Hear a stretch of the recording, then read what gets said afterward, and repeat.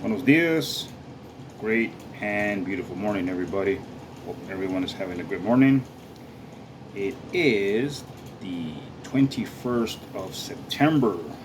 Okay, and we're going to keep covering on what we've been talking about as far as the Messiah's return, what to look out for, what not to look out for.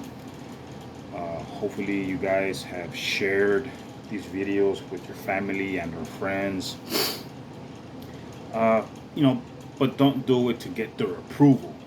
You do your own studying. You believe what's in these videos. You don't want to believe in these videos because it's not part of the Christian doctrine or whatever reasons. But obviously, I've gotten the past couple of weeks. I've got two or three more subscribers, which is great. And hopefully, we can get some more because all these things, as you have seen, coming out of the Bible. Okay, so we'll continue here on from the marriage supper. Some of this is Zechariah and Zephaniah prophecies, that is. Okay, so I think we're going to jump into the Battle of Armageddon. A lot of people have also been deceived into what this Armageddon is all about. And one of the reasons is like the movie Armageddon, which, by the way, it's one of my favorite movies. I just love Bruce Willis, and he's one of my favorite action stars in Hollywood. But Armageddon is not an event. Armageddon is actually a place. When you break down the etymology of the word Armageddon, you get Har Megiddo, which is Mount Megiddo. So Mount Megiddo is an area south of Israel, I guess. Can't remember exactly where it's at, but it is a place. It is not an actual time event. Okay, so that's why I tell y'all word usage is very critical. Words and phrases mean different things in different areas. So y'all have to pay attention to all these things that are written in our Bibles. All right. Here we are going to cover. Oh, excuse me.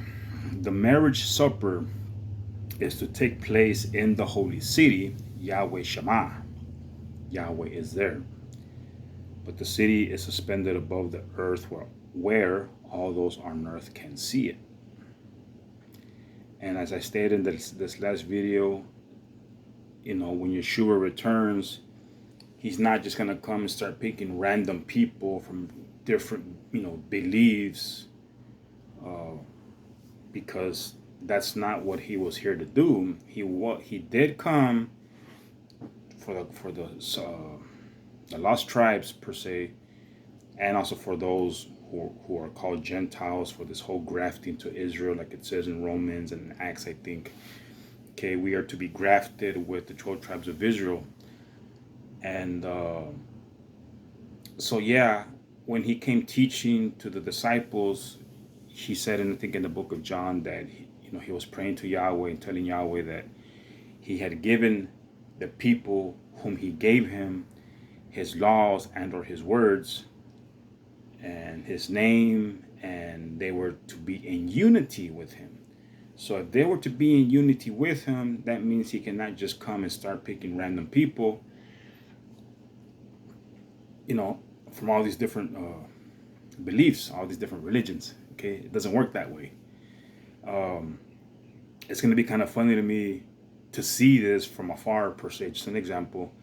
And let's say I was one of the Malakim or somebody that had that kind of wisdom, watching afar off, saying, well, that's a Muslim, that's a Christian, that's a Catholic, that's a, it's kind of hard to even begin to understand something like that. It just doesn't make any sense. Okay, so anyways, so we have to be in unity, a body of believers, not bodies of believers. Okay, all right, so we'll start here. We're almost done with this booklet. It says, where do we go from the marriage supper? Yahshua ascended from the Mount of Olives almost 2,000 years ago.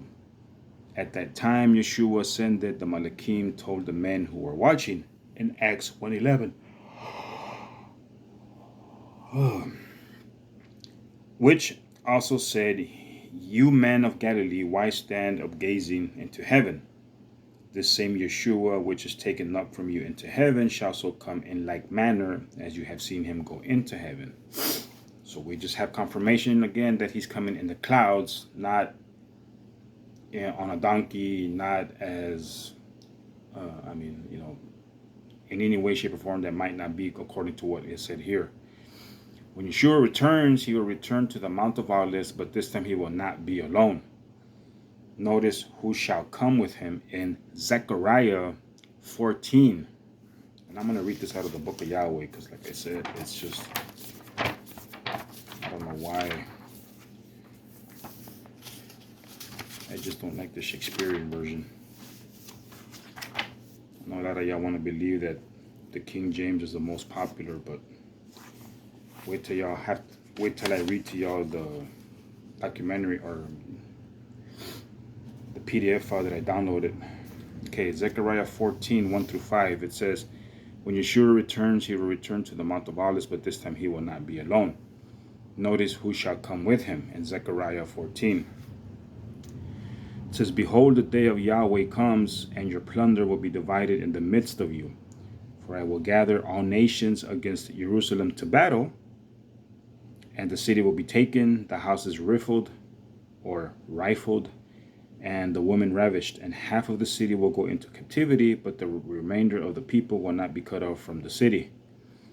Then Yahweh will go forth and fight against those nations as he fought in the day of battle.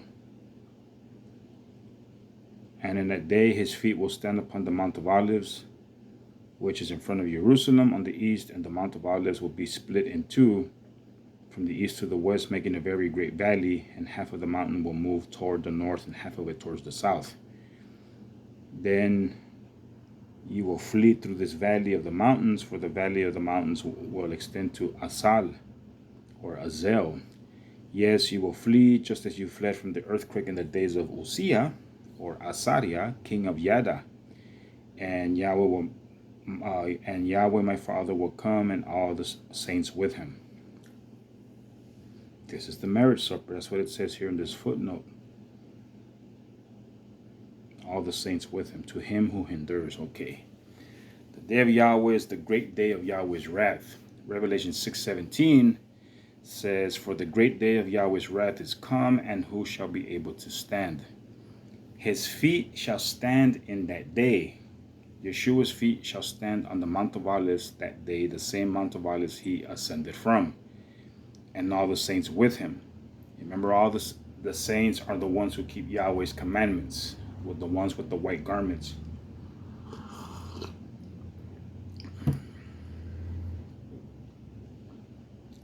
And all the saints with him, from the clouds where we are taken to the marriage with the Lamb, we will all go to the Mount of Olives with Yahweh. Notice in 1 Thessalonians 3:13, it says, "To the end he may establish your hearts unblameable in holiness before Yahweh, even our Father, as the coming of our Savior, Yeshua the Messiah, with all his saints." So, y'all can cross-reference what is written in the prophecy of Zechariah 14, 1-5, with what is written in 1 Thessalonians 3:13 and 1 Thessalonians 4:14-17. Notice in 1 Thessalonians 4:14-17 it says, "For if we believe that Yeshua died and rose again, even so them also which sleep in Yeshua he will bring with him. For this we say unto you by the word of Yahweh, that we which are alive and remain into the coming of the Savior shall not prevent them which are asleep. For Yeshua himself shall descend from heaven with a shout, with the voice of the Malach Gadol, and with the trumpet of Yahweh, and the dead and the Messiah shall rise first. Then we which are alive and remain shall be caught up together with them in the clouds to meet Yeshua in the air, and so shall we ever be with him. At that time of the marriage supper, we who are called out at this time and overcome all the ways of the world will be made priests and kings in Yahweh's kingdom. We will reign with Yahshua for 1,000 years. We will work to reform all those who are left alive of the nations of this earth, teaching them to live by Yahweh's way only. Okay, it's not going to be a reunion of loved ones with, those that they have lost. I make that statement because I've seen a lot of pamphlets when I was in the feds, and a few YouTube videos that people believe that they're going to be reunited with their dead ones, but there is no scriptural backup for it. Notice in Revelation 15:2, and I saw as it were a sea of glass mingled with fire, and them that had gotten the victory over the beast, his idol, its name, stand in the sea of glass, having the harps of Yahweh. Let me get that out of here. I think these are the ones that play the new song. Revelation 15:2. Standing on the sea of glass, having the laws of Yahweh, not the harps. Let's see. Correct this.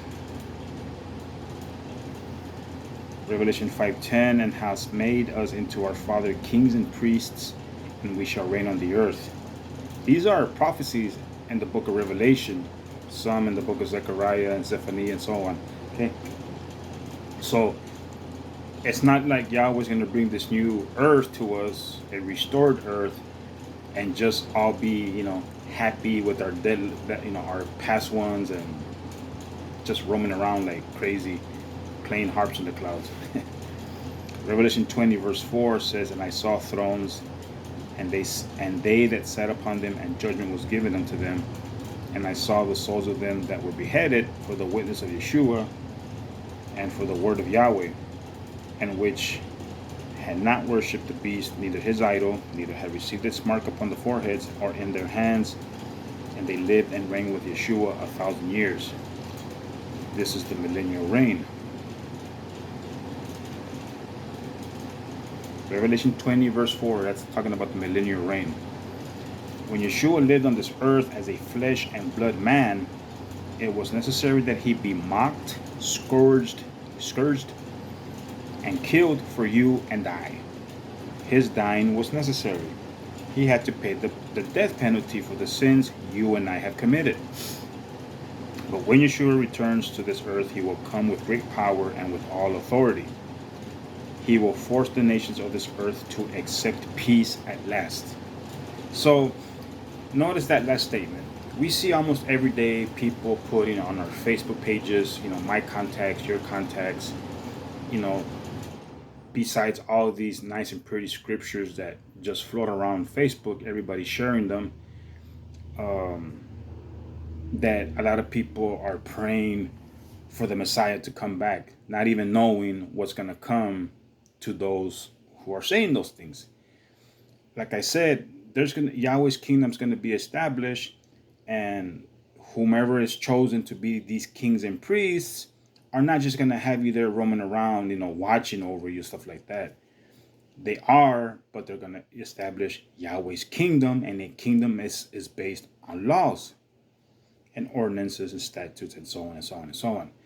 Okay, it's not going to be a new earth full of anarchy, because that's not what Yahweh planned, and it's not written in the scriptures. It's that simple.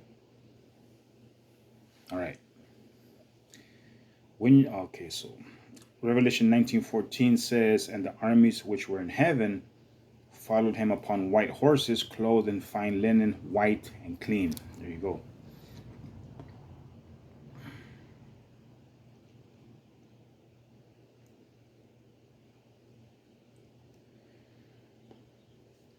When Yahshua returns to, the other one says, Mark 8:38, whosoever therefore shall be ashamed of me and of my words in this adulterous and sinful generation, of him also shall the Son of Man be ashamed when he comes in the glory of his Father with the holy Malachim. You go, people. If we know Yahweh is, if we use the true and correct names, and we, I've done my, it's kind of hard to even explain anything to my mom, but to others, I'm doing my best to get out to y'all the truth. And I know some of y'all may not seem, I'm not much. I'm not. I'm just a simple guy that's trying to get the truth out there, doing my share, and hoping you all will take the bait, so to speak, take the truth. Okay, but if when the time comes that I'm persecuted and I denounce Yahweh and Yahshua, then it might be an ugly thing. But notice what it said in Mark 8:38. It says, "Therefore, whoever is ashamed of me or of my words, my teachings pertaining to the law and the prophets, in this adulterous and sinful generation, the Son of Man will also be ashamed of him when he comes in the glory of his Father with holy malakim." I see this. I see this sometimes when I make comments on posts that I know or may not be your own per se. And like I've been watching these videos where these Asian people and everybody in between, they're cooking calamari, crabs, oysters, clams. I mean, I enjoy watching it, but I catch myself now that I'm in my late 40s going like this. Before I was just kind of be like, now in my older age, I'm kind of like just looking at people like, ugh. And because those things are prohibited to eat, that is not food, people. That is crap, literally just crap. As I told y'all on and off a few times in the videos, is that those animals are there for a purpose. It's part of our ecosystem that filters the waters in the seas and filters the waters, the fresh waters and the salt waters per se, and the rivers and the seas. And for people to be eating that stuff, and I know some of y'all, some people, when you tell them that kind of stuff, if you already know these truths and you try to tell others, they're gonna be like, here we go. Now we had another Bible reading, a Bible thumper, that's what they call us. But you and I, if you already are already catching on to these truths, we have to keep doing our best, but we can't tell people they're wrong. Because I don't like to tell anybody they're wrong, but to say, look, it is a sin to be eating those things. Because telling people they're wrong is like making a judgment. But we make that proper judgment by saying those things are prohibited by law, in the law of our Father, by the law of Moses. But hey, I can't tell you what to do. So a lot of the times, it's hard to stand up to people, especially our family, and try to teach them these correct things because they may not listen. Yahweh hasn't opened up their understanding, and Yahweh will only keep opening people's understanding according to what He says. According to His love and according to His mercy, He will open up the minds of those whom He wills. Excuse me. So we cannot force to open anybody's understanding. My mom, like I told you, I've been showing her those videos. I'll sit here on the couch and she's over here on the table, and she'll be doing the same face like last night. Don't get me wrong, it looked good. I saw this one video where this guy last night in a video of somewhere in some other country, he was cooking snakes. I myself ate snake when I was like in high school, I think. Ate rattler. And my stepdad's cousin, he was really a great cook. And it's one of those things where they say that, if you're going to cook rattler, you have to learn how to take the wild taste out of it. And what he did, I don't know, but it was, but it's not an excuse. I didn't know back then that it wasn't, that it is against the laws of it is against the laws of our Father to eat snake. Okay, so having these things now, I try to tell my mom, those things were never meant to be eaten. But people see everybody else doing, well, they're doing it, they're eating shrimp. It doesn't mean it's right. It doesn't mean it's the right thing to do. Me, I keep eating cheeseburgers, steaks, turkey, chicken. I don't try to eat a whole lot of fast food because of, right now I'm not exercising. I stopped walking because we had rain for like 2, 3, 4 weeks at a time. So, but that stuff ain't healthy for y'all people. The one that got my mom from stopping eating shrimp was that one post that the shrimp was the cockroaches of the land. I think I have this picture here somewhere.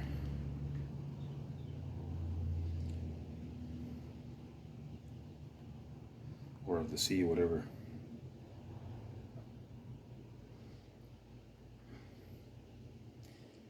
First of all, it says, and I'll show you here in a second. It says, did you know that the shrimp are the cockroaches of the ocean? Shrimp are commonly known as sea cockroaches for their type of omnivorous feeding, i.e., they feed on the garbage of the sea. As cockroaches feed on land waste, good, think about it next time you eat shrimp. And there you go. So y'all can look it up for yourselves. Garbage, people. It's all garbage. Garbage, garbage, garbage. It says, this image here says people won't eat food a roach touches because they are dirty, but will eat their cousins and call it a clean eating.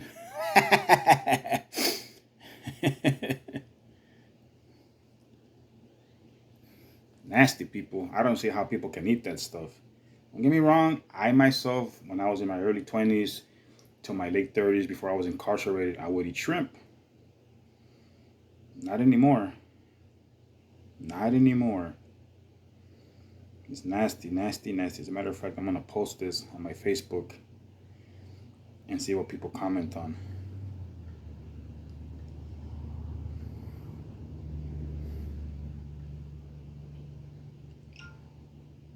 People are going to say, yeah, but this, people will make all kinds of excuses. There we go. I posted on my Facebook. I like to get at people sometimes, but anyways. All right. So, yeah, if people think that when the Messiah returns, that it's going to be a nice and pretty world, yeah, I mean, it's going to be beautiful. It's going to be restored, but it's not going to be just one of those things where we're going to be living in houses, walking around, and just doing whatever. A kingdom will be established, and the kingdom rules with laws. Okay? It says, so what do we do then? When Yahshua comes with the power Yahweh gives him, the nations of the earth will not accept his authority. So, for those of y'all who are praying for the Messiah to come but don't know what's coming, I stop if I were you. Okay. Mankind wants peace, but they only want it on their terms. You see? Although mankind has had its own way for 6,000 years, man has only brought upon himself war, sickness, and suffering. Mankind will still persist in following its own way, even to the point of total annihilation.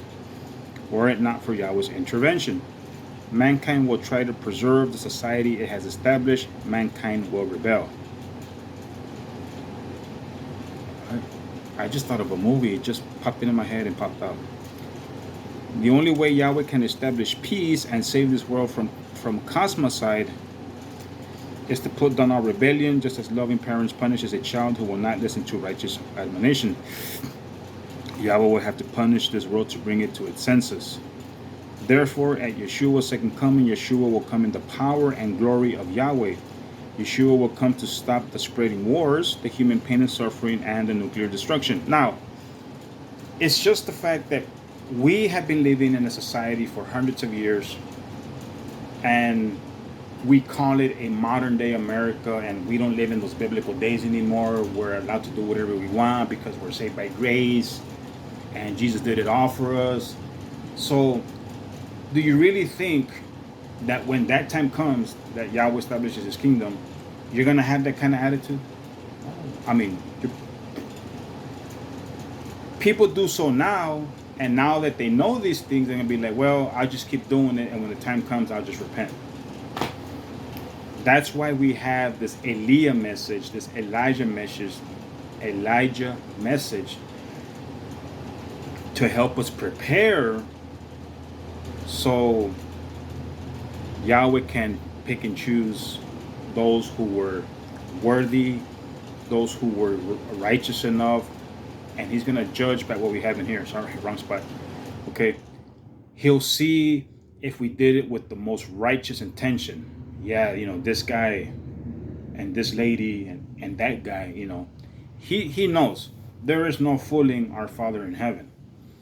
Those of you who have been misled about God in your Christian churches and Christian teachings, yeah, Yahweh is a just Father and a just Judge, loving and caring, but it's not what has been brought out or brought forth by Christianity saying, well, he'll forgive you anyways. He knows your intentions, and this is one thing I covered a while back, is having just good intentions is not good enough. Okay. Here in America, we have it to where, oh babe, I was gonna buy you flowers, but I had to pay my bills. Oh, it's okay, baby. It's the thought that counts. We might take that, but I don't think our Father will. Okay. So, anyways,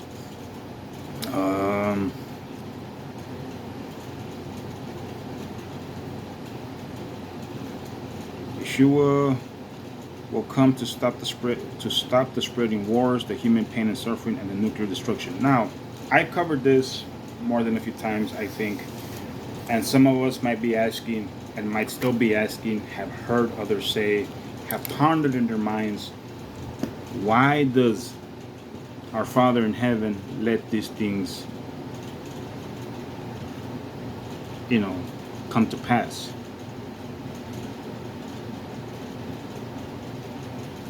Or some of you might have asked, why does God let all these things happen? Because of our rebellious ways.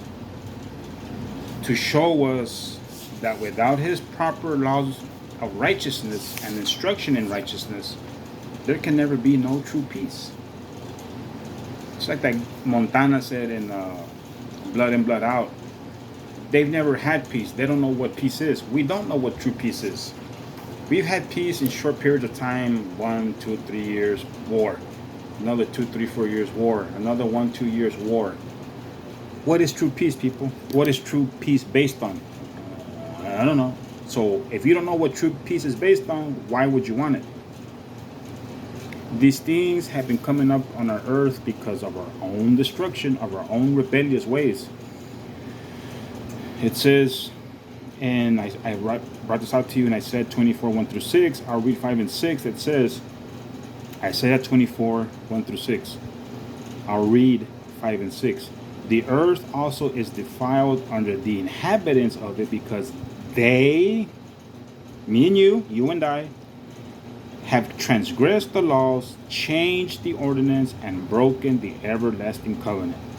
Because of this, the curse has devoured the earth, and they who dwell therein are desolate. Therefore the inhabitants of the earth are burned, and few men are left.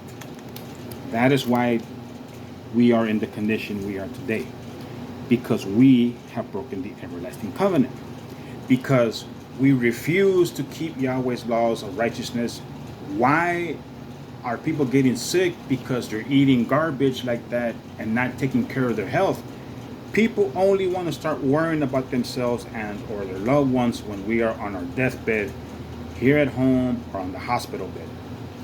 And that is about the only real time people start picking up their Bibles and don't even know what to look for.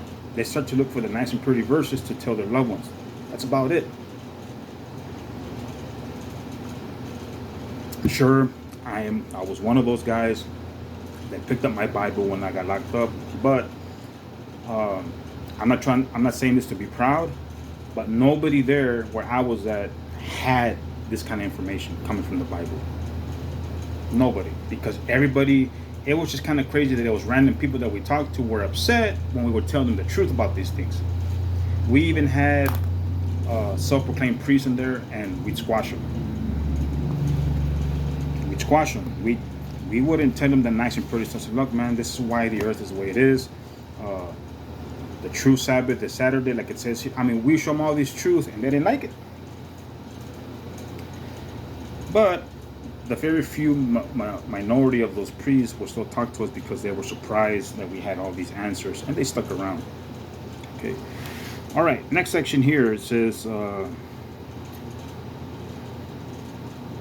in Revelation 11:18, it says, "And the nations were angry, and thy wrath is come, and the time of the dead that they should be judged, and that thou shouldest giveth rewardeth unto thy servants the prophets, and to the saints, and them that reverence thy name, small and great, and should destroy them which corrupt the earth."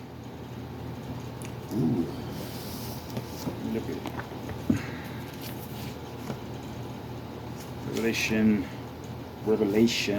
11:18.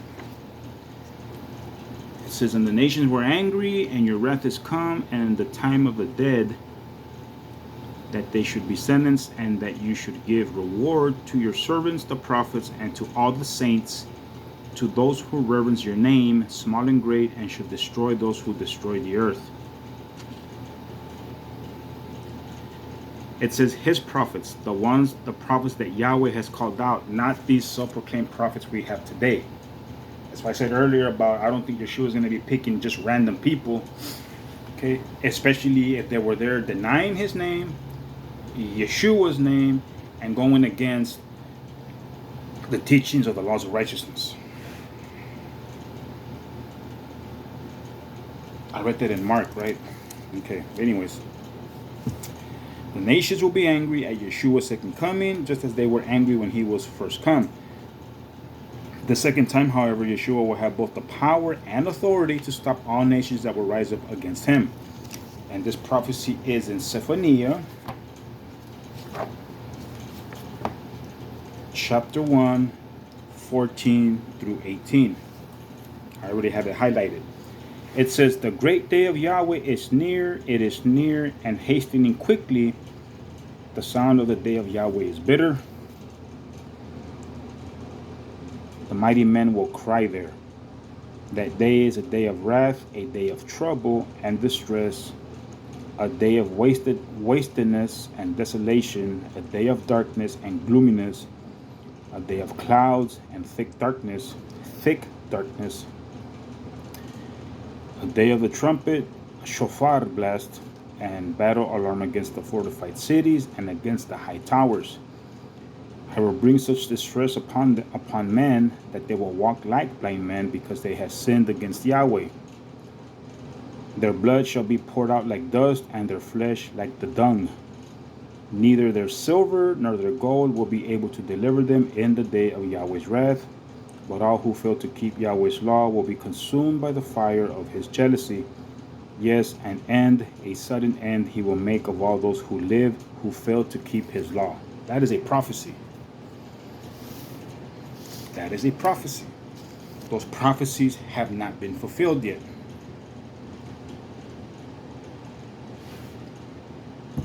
Remember we read one in the last video about these men running into the holes in the rocks, praying that the rocks will fall on top of them, that kind of stuff. Okay.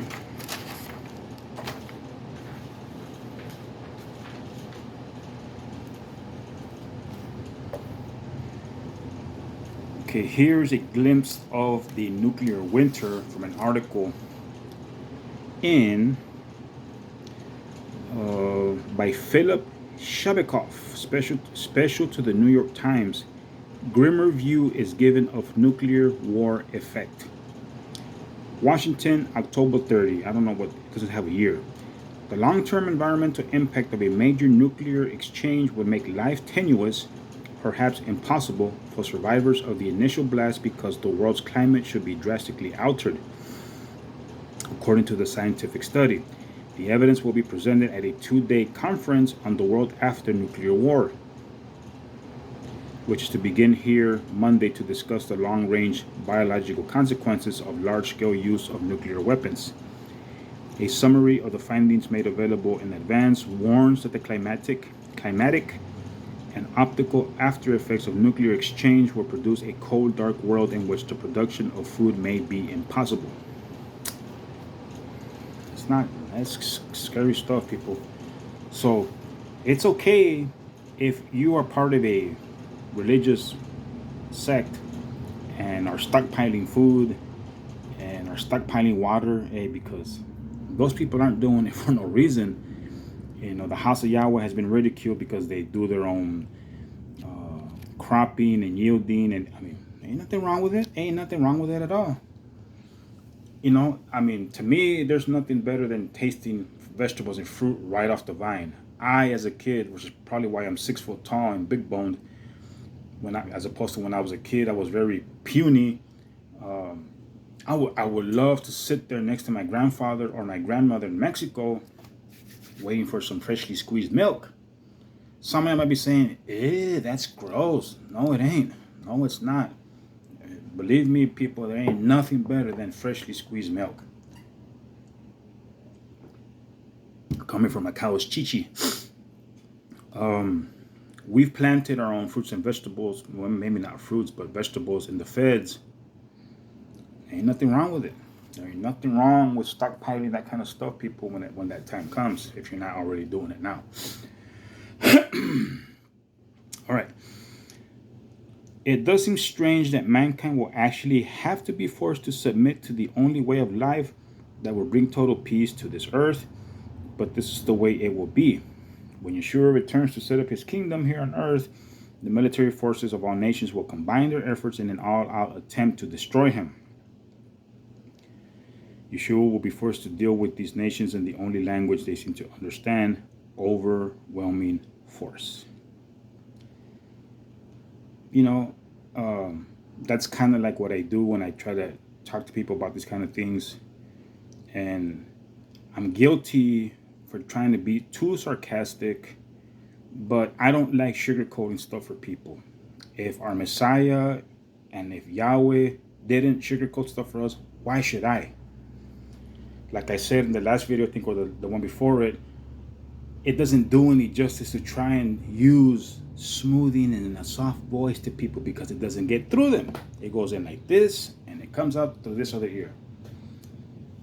Okay. So when I try to be sarcastic and off the topic of biblical scripture, I told one person, and I started saying all these stupid random words, but to the effect of that conversation, and they were like, you see what I mean, Oli, you're always talking about stupid things. I said, that is the only language you understand. That is why I do it. So if you can't be nice to people, I'm not saying to be a buttheads or a-holes, but that's why I said I use my sarcasm instead of saying F off and F you and all these things. And what I do best is I use what's very, very effective is if you learn how to use their own words against them. It works, people. It really works. People hate me because I do it all the time. My sisters, one of my sisters, she put up a post about how a healthy couple, they know how to talk about unhealthy relationships. I'm like, well, why would, it was a whole paragraph and she got upset at what I stated. But anyways, that's another thing. The Battle of Armageddon. Almost everyone has heard of the word Armageddon, but like most prophecies brought forth by the world, there are many false teachings concerning it. Many thought World War I was the final stage of Armageddon. Then World War II was proclaimed to be Armageddon and would bring about the end of the world. Now it is being taught that a nuclear war between Western democracies and the communist countries will be the war of Armageddon. Those who teach this last theory as a prophecy, proclaiming that this will be brought about by the communist nations attacking Israel, then the American and British armies will defend her. This interpretation is not in accord with the prophecy in your Bible. You may rest assured that World War III is on the brink. It's on its way. It will be the most devastating war ever fought. World Wars I and II will seem like pep rallies compared to this coming war. And even more so now, since we have all this man, this crazy technology. I was watching a video a while back on invisibility. Is this cloak, and they show, an actual.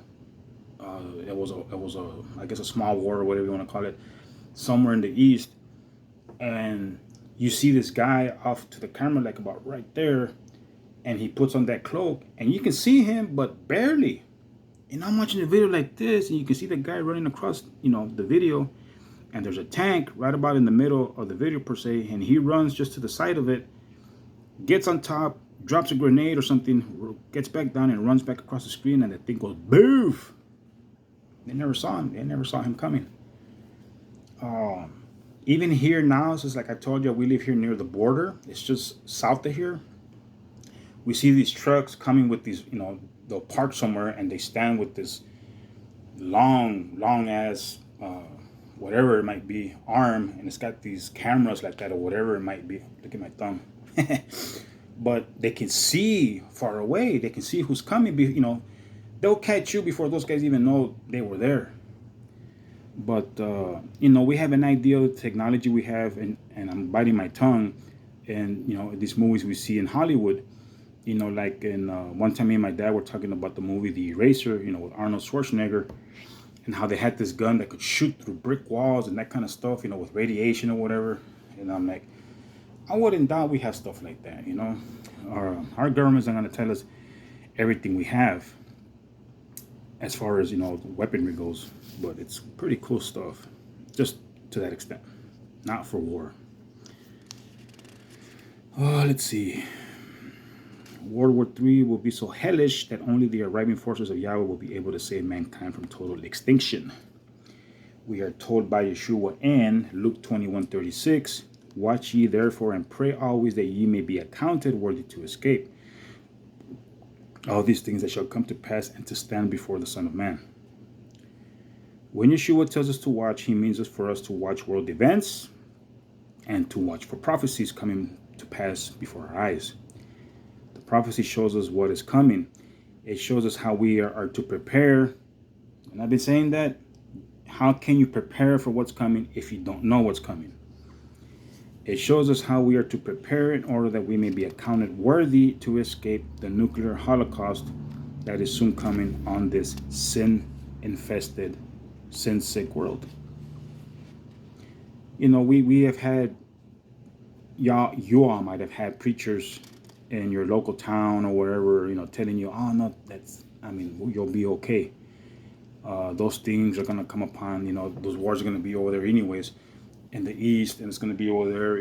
Some of them might having this kind of knowledge. Well, it's prophesied in the valley of Jehoshaphat over there somewhere.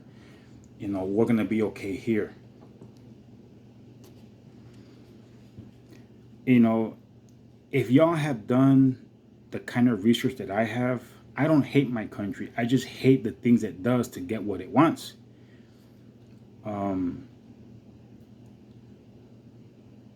But it's not anything funny, but it's no coincidence. Like when I was in the feds, I understood why the Muslims, we had a couple of Muslims, I think we had one and the other one was a convert, or two of them were converts. Okay. One of the converts, or actually the actual Arab guy, Ahmed, real nice guy, and Patterson was a convert. In separate occasions when we would talk, we could understand each other. We both understood, as far as the convert went, Patterson, we understood why a lot of countries hate this country. Okay, and the only typical guy with the typical answer, well, if you don't like America, why don't you leave? I'm like, bro, that's not what we're talking about. You don't understand the things that this government has done to other countries to get what they want. I think it was Carlos Mencia. Carlos Mencia made a joke about that, now that I remember. He said something like, well, if you don't give us what we want, we're going to take it anyways. That's pretty much the way I look at it. It may not be true, but the other typical answer is, well, these people are over there sacrificing their lives for you. I'm like, hey, that's their choice. That is their choice. I was born here. I have every single right to live in this country just like everybody else does, but it does not mean I have to be entitled to your opinions. Okay. That is why there's women and men fighting so we can have our own voice. Okay. So you can't tell me, people, that I'm wrong for thinking the way I do and for hating my country if you do not know the research that I've done. Okay. It's that simple. I'm never going to put a confrontation against anybody and say, look, you're entitled to believe, like I tell you guys, whatever you want. Okay. I am not here to change your views on anything. I am here sharing these great revelations with the viewers, so that you all may as well start to look at your Bible instead of just believing everything your preachers are telling you. Okay. But this country, even also today, is not as great as it used to be anyways. Supposedly China owns Texas or owns all these oil rigs, and we don't even own ourselves anymore. It's crazy. Anyways, so yeah, notice this article here. Ooh, the next section is going to be on the mark of the beast. I think I already covered that, but I'll check it out. Radiation brings nuclear death to test forest. It says by Dolores Katz, Free Press medical writer from the Detroit Free Press. Upton, New York. It looks like somebody took a flamethrower and burned a 35-yard wide circle in the center of a small woods. Blackened, shattered trunks of ground, a few dead trees or sticks, only brown sedge grass and vegetation that might grow after it to fulfill in the outer edge of this is just in sections.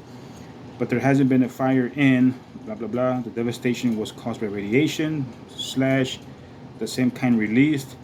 Scientists at Brookhaven, a federal center for the studies, decided in 1961 to find out why nuclear. That's where it ends. The greenhouse effect. Scientists in the Woods Hole focuses on threat to Earth climate. Woods Hole. This is by Andrew Linebaugh, staff writer. Woods Hole. In 10 to 20 years, the Earth's climate will have warmed so substantially because of increased carbon dioxide in the atmosphere that some countries will lose agricultural land and others will gain it. Until now, carbon dioxide was thought to be an innocuous trace gas in the atmosphere, he said, but it may be moving rapidly toward a central role as a major threat to the present world order. There will be some winners and losers, from the Cape Cod Times. You'll see how I think I've covered already the majority of this booklet. We have read many scriptures which tell us of the great day of Yahweh's wrath. However, the following scripture has a special meaning. Notice in Revelation 15:1, and I saw another sign in heaven, great and marvelous, 7 Malachim having the 7 last plagues, for in them is filled up the wrath of Yahweh. This special meaning is correctly translated in the New International Version of the Bible, and probably in this one as well. Revelation 15:1. I saw in heaven another great and marvelous sign, 7 Malachim with the 7 last plagues, last because with them Yahweh's wrath is completed. So there's not an actual angel, it's got cereal, but there's not an actual angel doing this, Maybe, I'm just saying, because a lot of these things are symbolical. Yahweh's wrath is completed when the 7th plague is completed. In Revelation 11:15 says, and the 7th Malach sounded, and there were great voices in heaven saying, the kingdoms of this world are become the kingdoms of our Father and of his Messiah, and he shall reign forever and ever. This shows after the 7th Malach fulfills his duty, the kingdoms of this world will then become the kingdoms of Yahweh and his son, Yahshua. They will then reign forever and ever. These 7 plagues come from 7 bowls or 7 vials, which are given to the 7 Malachim, or angels, who do the work of Yahweh and pour them upon the earth. Revelation 16:1 says, and I heard a great voice out of the temple saying to the 7 Malachim, go your ways and pour out the vials of the wrath of Yahweh upon the earth.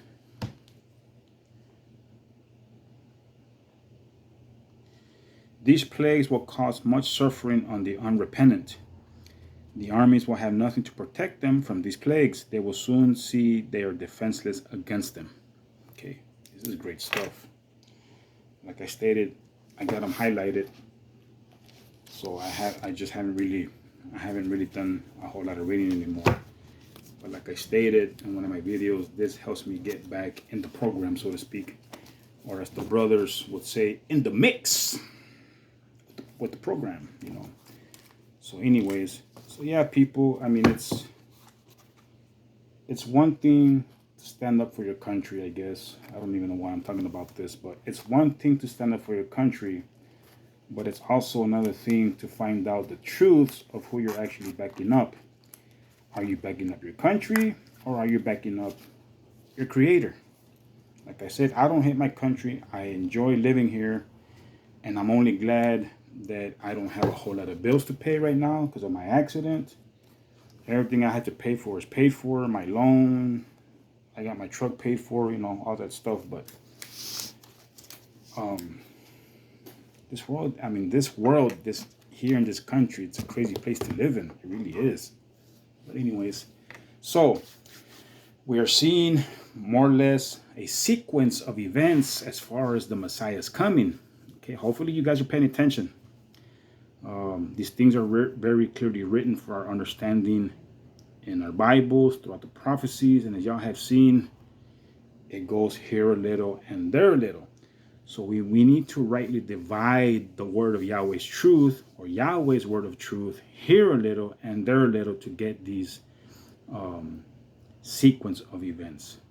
They're written here a little in Matthew, in Zephaniah, in Revelation, in Mark, in John, in Zechariah, and so on and so on and so on.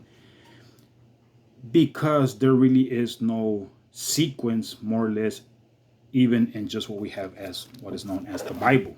Okay, this one is in the same order as the King James is, but with the proper, true, and correct names as they should have been restored. Okay, but there's too many people out there, too many scholars trying to figure out the exact order of the Bible. You're losing too much time. You're losing just worthless time for nothing. You're not going to come to nothing about it.